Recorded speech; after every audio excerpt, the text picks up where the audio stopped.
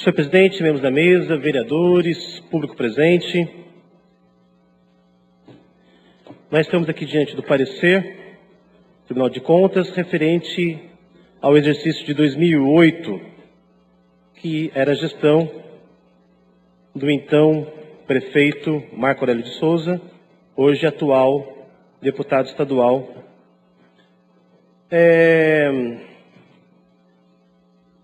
Eu venho à tribuna, mas para dar ciência à população e divulgar o conteúdo do parecer.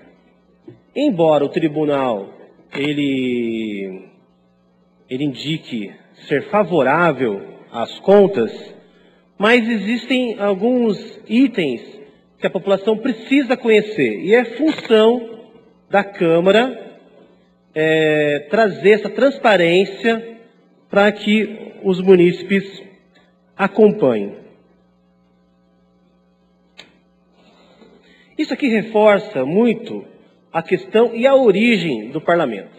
O parlamento, ele nasceu do orçamento, da necessidade do rei precisar de empréstimos, de apoio financeiro dos grandes senhores, e eles exigirem uma contrapartida. As contas, feita a avaliação técnica do tribunal, é o encerramento desse processo. Porque nós votamos o orçamento, esse orçamento ele foi executado, depois, tecnicamente, ele foi apreciado. Porque o Tribunal de Contas é um órgão que assessora o Legislativo para que o Legislativo possa representar melhor a população com um critério técnico. Embora o julgamento não seja técnico, embora o julgamento seja político. E para derrubar o parecer do tribunal, precisa-se de 2/3, 9 votos. Sabemos que isso não é a realidade desta casa. Mas o que é válido nesse momento é a transparência e dar ciência à população do que aconteceu e foi apontado pelos técnicos do Tribunal de Contas.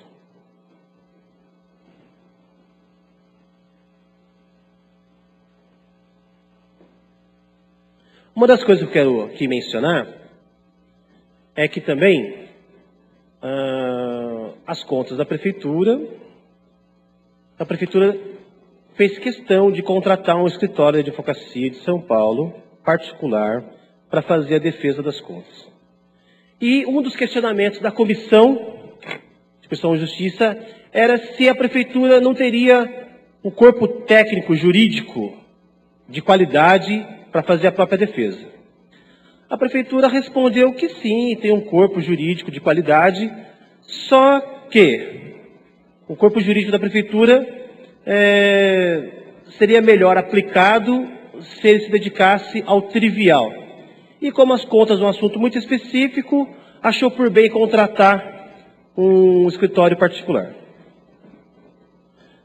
O que eu imagino como trivial é a própria demanda, creio que da própria Câmara, que vive constantemente votando projeto inconstitucional, e aí o jurídico da prefeitura é consumido com esses pareceres para justificar o veto. Então, o prejuízo já começa nessa casa. Mas como essa casa é uma casa deliberativa, o primeiro item que eu quero mostrar é que o Conselho de Saúde, o Comus, ele não foi, as contas da saúde não foi apreciado pelo Comus, e isso o Tribunal de Contas atesta. Eu estou dizendo isso para dizer o quanto é frágil o Conselho, não pela participação dos seus membros, mas pelo autoritarismo do Executivo na relação com o Conselho.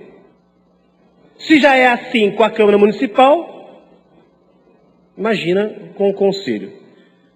Isso está na página 91. Eu estou fazendo essa menção para se entender que isso não passou pelo crivo do Comus, E o Tribunal de Contas apontou. Depois, outra coisa que no orçamento a gente sempre discute é a quantia destinada para propaganda. A gente sabe que a prefeitura precisa dar publicidade dos seus atos, a gente sabe que a comunicação é um item caro, dispendioso, mas o tribunal nos confirma que foram feitos gastos com publicidade e propaganda a partir de julho de 2008, o que é vedado pela lei eleitoral. Quer dizer, usou recursos de comunicação e publicidade do município para ganhar espaço durante a eleição em 2008. Aí o Tribunal de Contas apenas menciona. Isso é da esfera eleitoral. Identificamos o problema, mas o Tribunal de Contas não tem autoridade nem competência legal para isso. E que isso fosse discutido no fórum eleitoral. Estou dando ciência de como as coisas acontecem. Como o nosso recurso proveniente de impostos são aplicados por um governo autoritário.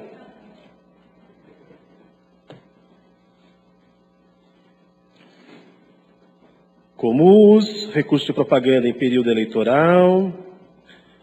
Outra coisa que eu sempre venho mencionando. Você pode ser legal e ao mesmo tempo imoral.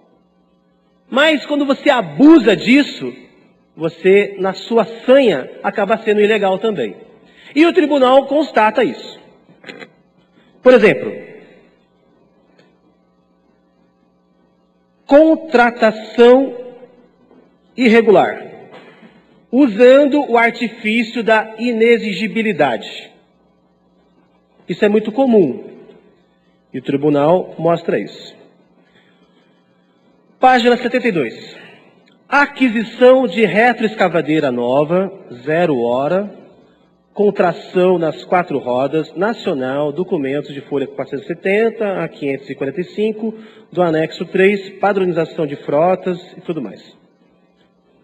O que acontece?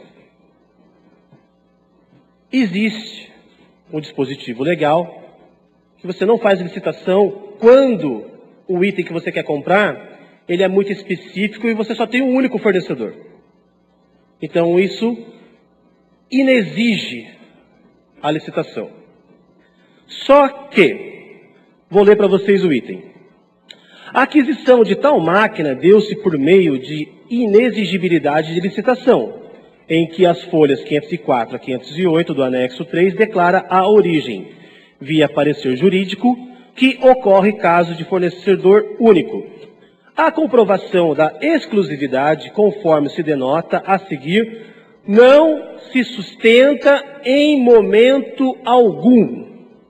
O documento formal que sustentaria a exclusividade emitido pela Federação do Comércio de Minas Gerais, sede da fábrica, folhas 509 e 510, anexo 3, em momento algum chega a confirmar o fornecedor único, a despeito de seu título.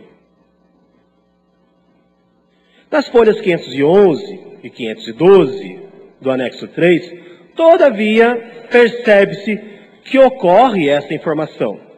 Mas quem o declara é a própria fornecedora da máquina, a concessionária, tornando o documento sem valor algum. A lei determina que você pode dispensar a licitação no caso do fornecedor único. Mas quem se declara fornecedor único é a própria empresa.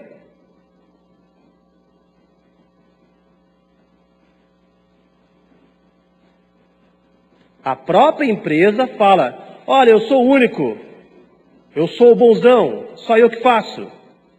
E a prefeitura vai lá, não investiga esse fato, adquire uma retroescavadeira.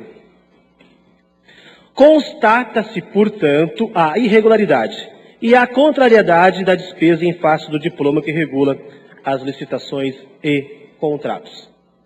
Exercício de 2008, senhor Marco Aurélio de Souza. Outro item, também vinculado à construtora. Pasmem vocês. Já falei todo o mandato do vínculo que existe, da intimidade que existe entre construtoras, empreiteiras, imobiliárias e poder público. E patrocínio de campanha eleitoral. Prestação de serviços de engenharia e consultoria nas áreas de terraplanagem, drenagem, pavimentação, obras de arte e controle tecnológico para a obra de execução do anel viário e demais obras do município. Aqui tem uma história interessante. A empresa ela é contratada, depois ela não faz o serviço, depois a prefeitura recontrata a empresa.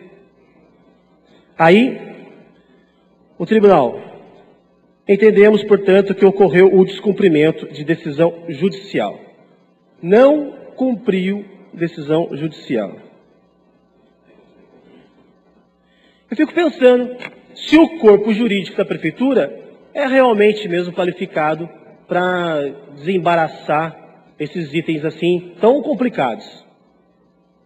Às vezes, não é nem falta de qualidade do jurídico. É que a decisão política, ela, muitas vezes, constrange e inviabiliza a decisão técnica. Às vezes o jurídico fala, olha, isso é ilegal. Mas eu quero que faça assim porque tem que ser. E essa decisão política irresponsável acaba gerando mais custo ainda para o município. E quem paga não são as pessoas envolvidas, é o cidadão com a alta tributação.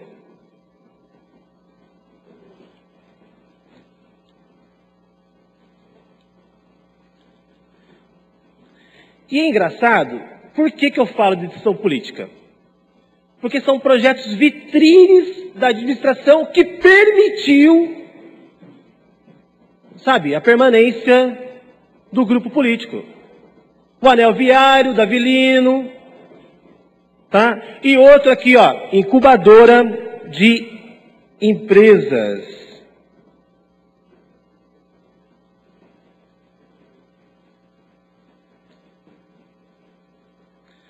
Aqui na incubadora de empresas, eles começaram todo o processo sem dizer quantas empresas iam atender. Aí vai remendando por aditamento as coisas e tudo mais. E o tribunal vê isso. Falha na origem contratual. E contratos de prestação de serviço, né? Gerenciar incubadora de empresas e tudo mais. Então. Estou fazendo essa observação, vai vir algum engraçadinho aí falar que a gente é contra a incubadora. Não sou contra a incubadora, desde que faça a coisa certa. Não estou tirando o mérito dos empresários que ocupam a incubadora. Eu estou dizendo que o município não é capaz de administrar sem fazer besteira. É isso. Já vou me antecipando. Porque a empresa tal instalada lá fez isso, ganhou um prêmio isso, assim, mérito do empreendedor. Agora, no universo, nas limitações do poder público fez isso de maneira irresponsável. E o tribunal atesta isso. É muito comum. Depois vai assim, olha, o burro não gosta dos empreendedores. Estou esperando isso já. Que mais? Que mais?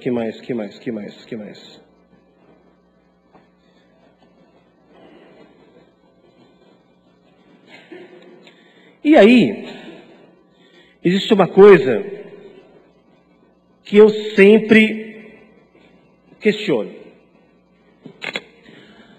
O poder público, o executivo, ele se defende dizendo que ele investiu mais do que o índice. Já foi todo o tempo? Que então investiu mais do que, só concluindo, que investiu mais do que o índice. Mas não basta gastar mais, tem que gastar com eficiência.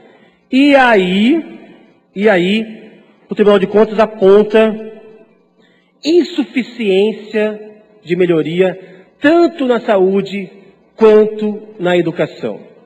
Páginas 58 e 56.